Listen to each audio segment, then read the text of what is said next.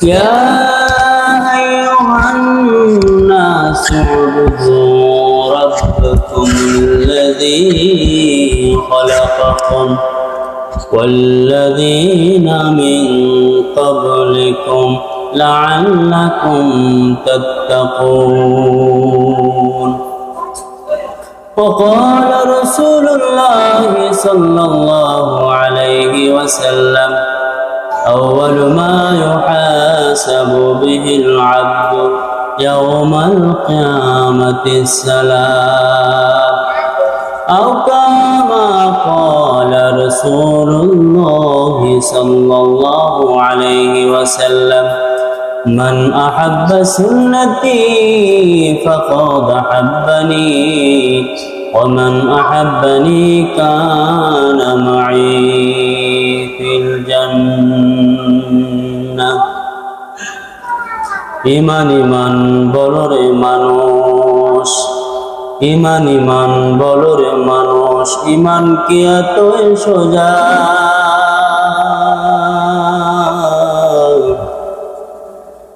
সত্যিকারের ইমানদার কি কখনো ভয় শয়তানি বোঝা?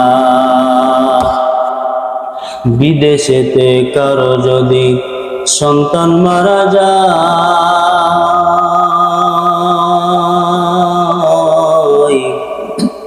পশু পাখি না জানিতে জানে তাহার মায়। কারো সিলাই পৃথিবী পেল, কারো সিলাই পৃথিবী পেল সুন্দর দিবস রাতি।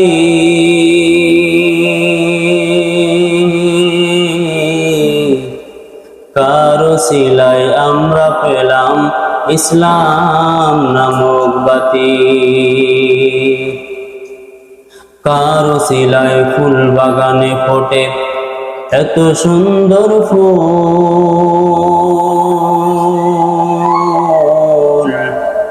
সে যে অন্য কেহ নয় যে মানব, নামটি তাহার মুহাম্মদ রাসূল।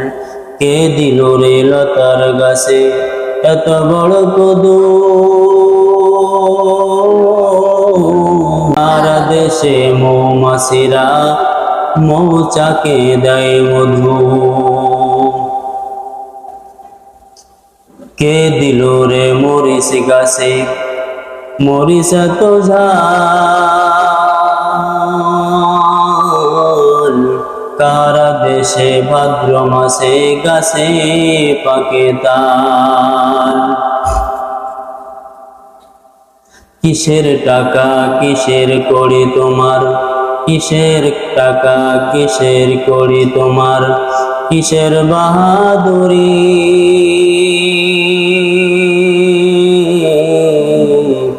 সঙ্গে তোমার কেউ যাবে না, পুরুষ কিংবা নারী। কে দিল রে পাখির কণ্ঠে কুহু কুহু তান?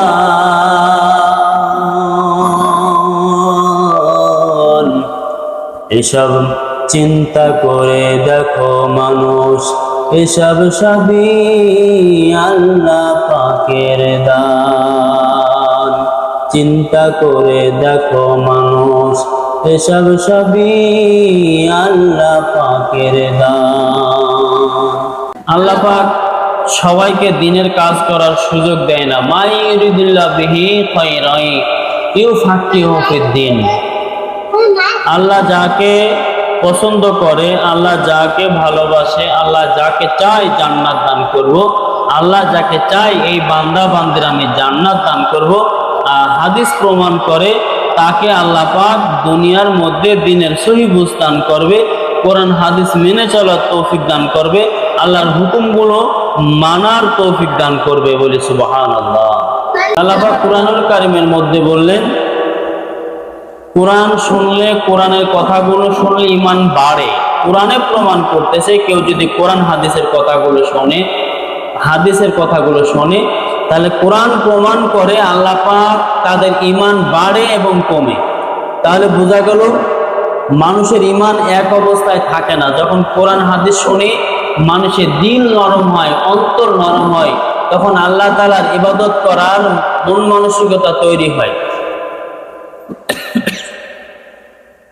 এই জন্য কোরআন হাদিসের মজলিসে যাওয়া, কোরআন তেলাওয়াত শোনা এটা ভালো কাজ। কারণ ঈমান বাড়ে এবং কমে। আপনার ঈমান এখন এক হালাতে আছে, একটু পরে আরো ভালো হালাত হবে, ঈমানের অবস্থা বেড়ে যাবে। ঈমান বাড়ে কমে। এর জন্য কোরআন হাদিসের মজলিসে আসলে দেখবেন ঈমান 100 হয়ে যায়।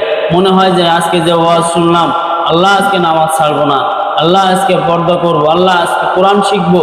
আল্লাহ কোরআন তো শিখে নাই, কোরআন না শিখে কবরে গেলে তো আমাদের কোরআনে মামলা দিবে আল্লাহ আমাদের নামে।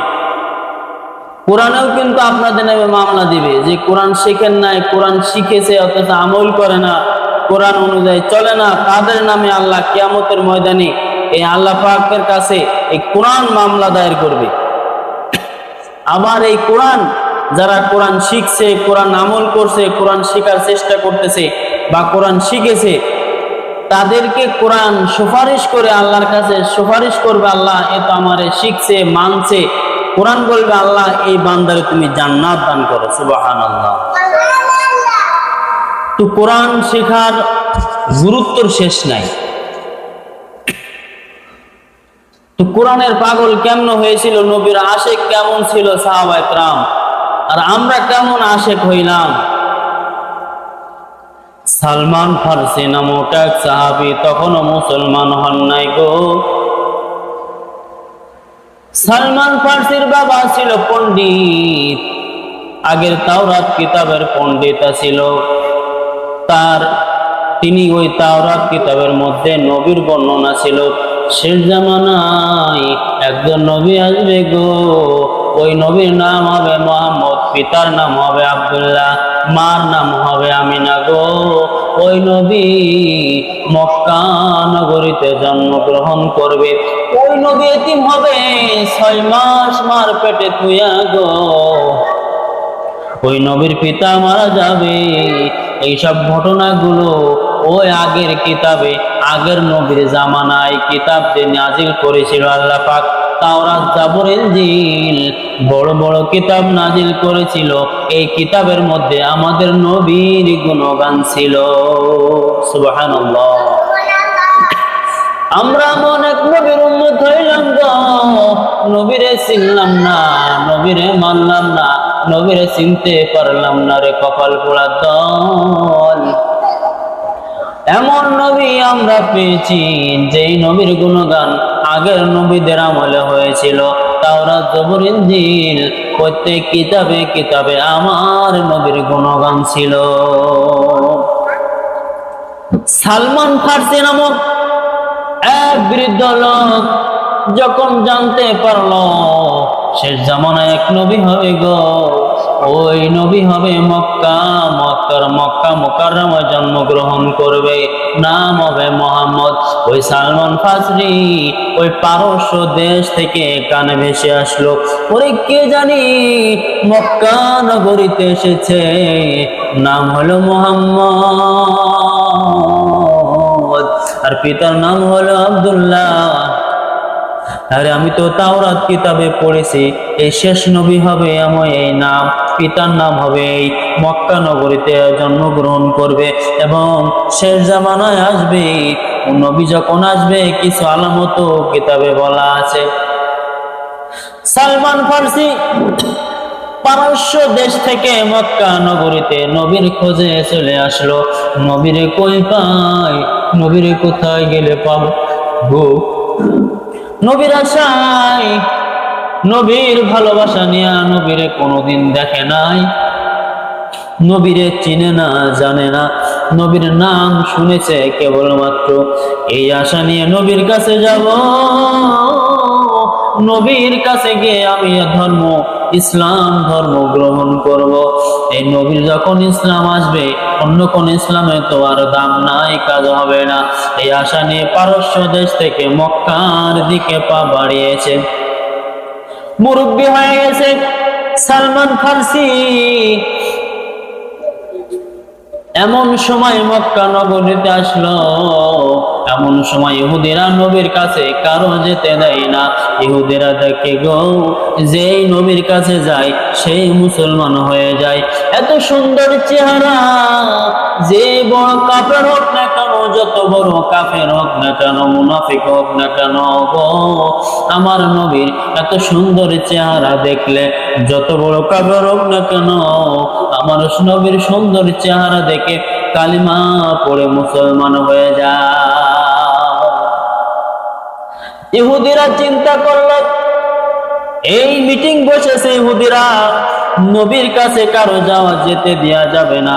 কেউ যদি দূর দেশ থেকে আসে তারা আটকায়া দিতে হবে, জেলখানায় বন্দি করে রাখতে হবে, তাহলে ওই নবীর কাছে যেতে পারবে না, ইসলাম গ্রহণ করতে পারবে না।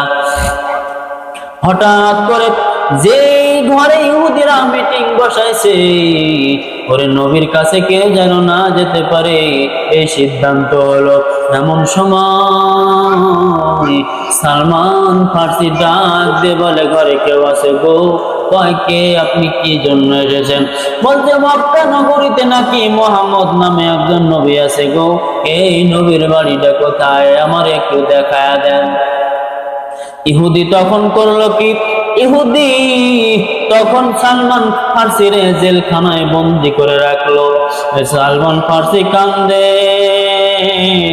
আমারে আটকায়েন না, জেলখানায় বন্দি করেন না গো, আমি দয়ার নবী মায়ার নবীরে দেখবো, আমার নবীরে দেখবো, ছেড়ে দাও।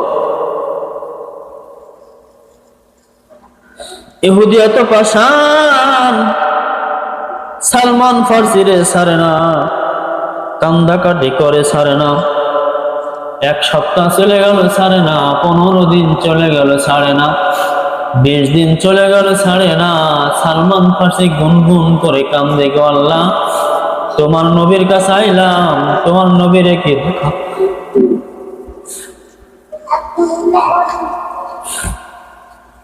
সালমান ফার্সি কান্দে আর বলে, আল্লাহ, তোমার নবীরে কি দেখা পাবো না?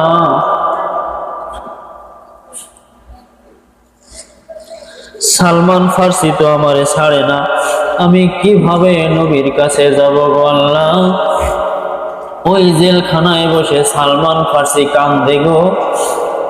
এমন সময় আলী রাদিয়াল্লাহু তাআলা আনহু নবীর রওজাতে, নবীর মজলিস থেকে, নবীর বাড়ি থেকে রওনা দিয়েছে। পথিমধ্যে দেখে কে জানি গুনগুন করে কান্দে। কে রে কান্দে, কে কান্দে? আলী রাদিয়াল্লাহু তাআলা আনহু এগিয়ে গিয়ে দেখলো, কে তুমি গো, তুমি কেন কান্দো? কয়, আমি সালমান ফার্সি, তুমি কে, তোমার পরিচয় কি? আলী বললেন, আমি নবীর সাহাবী আলী। বলছে, আমি তো তোমার নামটা আগের কিতাবে নবীর নামের সাথে দেখেছি গো। ও আলী, আমি তো নবীর সাথে দেখা করতে এসেছি, ইহুদি আমারে আটকায় রাখছে। ইহুদি এত পাজি, ইহুদি এত শয়তান, ইহুদি আমারে যেতে দেয় না, ইহুদি আমারে জেলখানায় বন্দি করে রাখছে গো। তুমি একটু নবীর কাছে যায়া আমার সংবাদটা বলিও। আলী রাদিয়াল্লাহু তাআলা দৌড় দিয়ে নবীর দরবারে চলে গেল। নবীর দরবারে কানে কানে গিয়া বলছে, নবীর দরবারে গিয়ে দেখে ওখানে আলী বসা, ওমর বসা, উসমান বসা, বড় বড় সাহাবীরা বসা। আলী চিন্তা করে, যদি জোরে বলি গো নবী, যদি আমি জোরে বলি তখন ওমর শুনে ফেলবে, ওমর যদি শুনে ফেলে নাঙ্গা তলোয়ার নিয়ে ওই ইহুদির মাথা কেটে নিবে, ওই ইহুদির কল্লা কেটে ওই সালমান ফার্সিরে নিয়ে আসবে। তখন নবীজির কানে কানে আলী বলল, নবীজি গো, সালমান ফার্সি নামক একজন ব্যক্তি আপনার সাথে দেখা করতে আসতে চাইছিল, কিন্তু ইহুদিরা জেলখানায় বন্দি করে রেখেছে। ওমর তৎক্ষণা ছুটে গেল, নবীজি গো, সালমান ফার্সির কি হয়েছে গো, আমারে বলুন, আমি দেখতেছি কি ব্যাপার। আলী বলে, হুজুর, আমি তো কথাটা কানে কানে বললাম, কেউ যেন না শুনে গো নবী, কিন্তু ওমরের কানে কি করে চলে গেল। নবীজি আমার বলছে আলী, এই আল্লাহ পাক এই ছোট কথাটাকে বাতাসের মাধ্যমে ওমরের কানে পৌঁছে দিয়েছে, বলে সুবহানাল্লাহ। ওমর ছিল খুব রাগী মানুষ। তো ওমর রাদিয়াল্লাহু তাআলা আনহু এত রাগী ছিলেন, ইসলামের উল্টা পাল্টা করলে উনি বরদাস্ত করতেন না। আবার ইসলাম গ্রহণ করতে আসতে চাইছিল সালমান ফার্সি, কিন্তু প্রতিমধ্যে জেলখানায় আটকে রেখেছে। এ কথা শুনে তো ওমর রেগে খুব রেগে গেছেন। নবীজি আমার বললেন, সালমান ফার্সি রে মুক্ত করতে যাওয়া লাগবে। ওমর রাদিয়াল্লাহু তাআলা দাঁড়িয়ে বললেন, নবীজি গো, আমার অনুমতি দেন, আমি সালমান ফার্সিরে উদ্ধার করব, ওই ইহুদির কল্লা কাটবো, আমি সালমান ফার্সিরে মুক্ত করে আনবো। নবীজি কয়, না না, তোমার মাথা গরম, তুমি থামো, তুমি বসো। প্রথম যাবে আবু বকর, পুরবী সাহাবী, নরম তবিয়তের সাহাবী। আবু বকর চলে গেল। ইহুদি রে, তুই নাকি নবীর, তুই নাকি সালমান ফার্সিরে বন্দি করে রাখছো, নবী আমারে পাঠাইছে, দে দে সালমান ফার্সিরে মুক্ত করে দে। কয়, না না, মুক্ত করে দেব না, আমি তাকে ছাড়বো না। আবু বকর ফিরে আসলো, এরপরে পাঠালো উসমানকে। উসমানও ফিরে আসলো, একে একে। তারপরে আলীও গেল, আলীর কথা শুনলো না, আলীও ফিরে আসলো। শেষমেশ ওমর মনে মনে করতেছে, আমার পালা, কাউরে দেয় না, সবারে ফিরাই দেয়, আমি ওমর ওই ইহুদির কল্লাটা কেটে নিব গো, ওই ইহুদির কল্লাটা কেটে। ইহুদির নবীজি আমার বললো, ওমর রে, তুমি একা নয়, চলো যাই, আমরা সবাই সালমান ফার্সিরে মুক্ত করতে যাই। নবীজি আগে আগে, সব সাহাবীরা পিছনে পিছনে। সেই ইহুদির দরজায় গিয়ে বলে, এই ইহুদি, তোর কত বড় সাহস, তুই সালমান ফার্সিরে বন্দি করে রাখছো।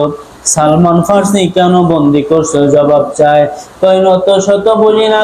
ইহুদি ডাক দিয়ে বলে, নবী গো,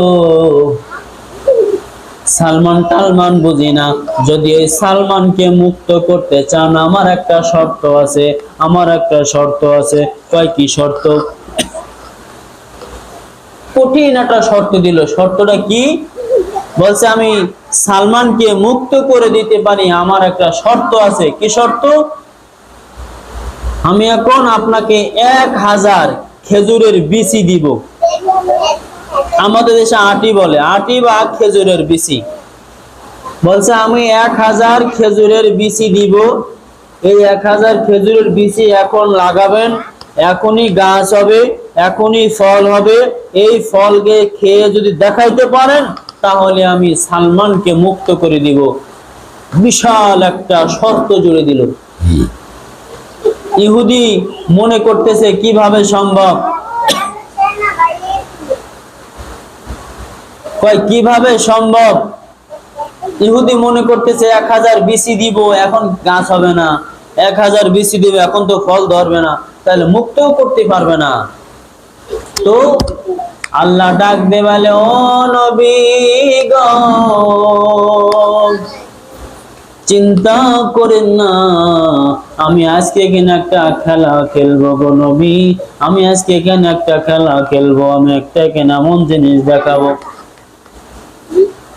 ইহুদি শর্ত জুড়ে দিল, 1000 বিচি আট লাগাইলে এক্ষুনি ফল হওয়া লাগবে, এখনই গাছ বড় হওয়া লাগবে, এই গাছে ফল পাকাইয়া এখনই ফল খাওয়ানো লাগবে। যদি নবী পারেন, তাহলে সালমানকে আমি মুক্ত করে দিব। আল্লাহ অর্ডার দিয়ে দিল, নবী গো, আপনি এগিয়ে যান, সকলের কাছে বিচি দিয়ে দেন, আপনি নিজেও লাগান। এভাবে লাগাইতে লাগাইতে এই দিক দিয়ে ওমর রাদিয়াল্লাহু তাআলা আনহু চিন্তা করলো নবীর কথা তো সত্য, আজকে নবীর কথা সত্য হবে, কোনো ভুল নাই। আমি একটা বিসি উল্টা লাগাবো, আমি একটা বিসি সোজা করে লাগাবো না। নবীর ইতাআত না করলে কি হয়, নবীর কথা না শুনলে কি হয়, আমি আজকে ওমর এটাকে দেখতে চাই। ওমর গোপনে আল্লাহর ডাক দিয়ে কয়, আল্লাহ তোমার কাছে অনুমতি চাই, আমি আজকে একটা বেশি আমি লাগাবো, কিন্তু 99টার 9000 এই 1000 মধ্যে 999টার মধ্যে আমি একটা উল্টা লাগাবো। কেমনে এটার গাছ হয় আমি দেখতে চাই। সকলের হাতে বিসি দিয়ে দিল লাগানোর জন্য, সবাই লাগাইলো।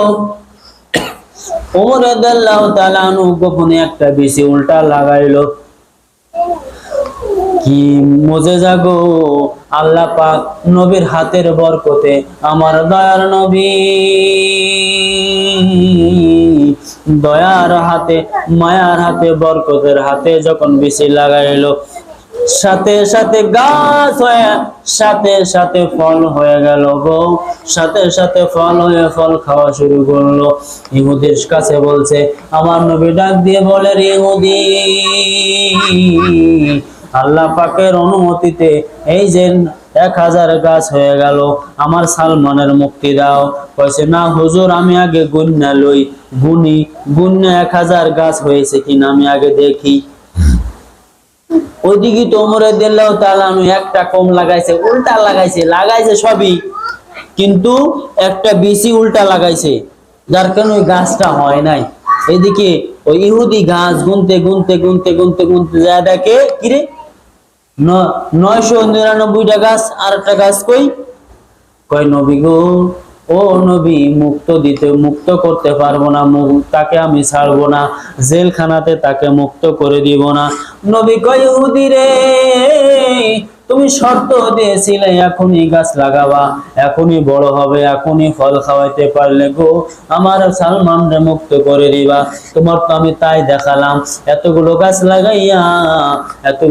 লাগাইয়া সাথে সাথে ফল ধরাইয়া তোমারে খাওয়াইলাম, কেন মুক্ত দিচ্ছ না? ইহুদি ডাক দিয়ে বলে, নবী গো, ও নবী, গাছ তো 1000 হয় নাই, একটা বাকি আছে, একটা হয় নাই। কে কাজ করলো রে, কে উল্টা লাগাইলো? ডাক দিয়ে বলে, কে রে, কে একটা বেশি উল্টা লাগাইলা? ওমর রাদিয়াল্লাহু তাআলা আনহু বলে, নবী গো, আমি তো একটা উল্টো লাগাইছি, একটা পরীক্ষা করার জন্য আমি আল্লাহর কাছে বলে কয়ে লইছি, একটা উল্টা লাগাইছি, একটা সব আপনার হুকুম অনুযায়ী হয়েছে, সব আপনার হুকুম মোতাবেক হয়েছে, আর একটা বেশি আপনার হুকুম মোতাবেক আমি লাগাই নাই। একটা বীজ আপনার হুকুম মোতাবেক না লাগাইয়া গো নবী উল্টা করে লাগাইছি গো নবী, আমি পরীক্ষা করার জন্য। আল্লাহ পাক ডাক দিয়ে বললেন, নবী চিন্তা করেন না গো, ওই বিচিটা আপনি আর ওমর একসাথে বিচিটা সোজা করে লাগান। হাদিসে প্রমাণ করে, নবীজির বরকতি হাত দিয়ে যখন গাছটা লাগাইলো, সাথে সাথে বড় হয়ে গেল, সাথে সাথে ফল ধরলো, সাথে সাথে পেকে গেল, সাথে সাথে পাকনা ফল খাওয়া শুরু করলো। হাদিসে প্রমাণ করে গো, ওই অন্যান্য গাছের থেকে এই গাছটা বড় হয়েছে, এবং এই গাছের থেকে আরো ফল বেশি হয়েছে, বলি সুবহানাল্লাহ। নবীজি ডাক দিয়ে বলে, ইহুদি, ও ইহুদি, তুমি শর্ত দিয়েছিলে, সব কমপ্লিট করেছে, আমার সালমান রে তুমি ছেড়ে দাও। ইহুদি অবাক, ইহুদি আশ্চর্য হয়ে গেছে, নবী শুধু সালমান রে মুক্ত নয়, আপনি সালমান রে নিয়ে যান নবী গো, সাথে সাথে আমারও কালেমা পড়ায়া মুসলমান বানায় দেন। ইহুদি ডাক দিয়ে বলে, ইয়া রাসূলুল্লাহ, ইয়া হাবিবাল্লাহ, দয়ার নবী, আপনার নামে কত ষড়যন্ত্র করেছি গো নবী, আপনার নামে কত বেয়াদবি করেছি, আপনার সাথে খারাপ আচরণ করেছি গো নবী। আপনি তো সত্য নবী, সত্য নবী না হলে কখনো সাথে সাথে একজন চারা গাছ বড় করতে পারবে না, কখনো ফল ধরাইতে পারবে না গো। আপনি সত্য নবী, আমার মনে প্রাণে বিশ্বাস হয়েছে। এতদিন আপনারে অনেক কষ্ট দিছি নবী গো, মাফ করে দেন গো নবী। আপনি সালমান রে নিয়ে যান, আর সাথে সাথে আমারও কালেমা পড়ায়া মুসলমান বানায় দেন। লা ইলাহা ইল্লাল্লাহু মুহাম্মাদুর রাসূলুল্লাহ সাল্লাল্লাহু আলাইহি সাল্লাম। নবীর এই সুন্দর চেহারা, এই সুরত, এই আমল, এই আখলাক দেখে ইহুদি মুসলমান হয়ে গেল। সালমান ফার্সি পারস্য দেশ থেকে ছুটে চলে এসেছে, নবীর নাম জানতে পেরেছে। এই জামানার নবী হবে এমন এমন, এই জামানার নবী হবে এত সুন্দর। তা আসলে সালমান ফার্সি যখন আমার নবীরে দেখতে পাইলো, সালমান ফার্সি যখন আমার নবীরে দেখতে পাইলো, সালমান ফার্সি জনায় ধরা কয়, হুজুর আমারে, আমি তো মুসলমান হওয়ার জন্য সেই পারস্য দেশ থেকে এসেছি নবীজি গো, আমাকেও আপনি মুসলমান বানালেন। সুবহানাল্লাহ।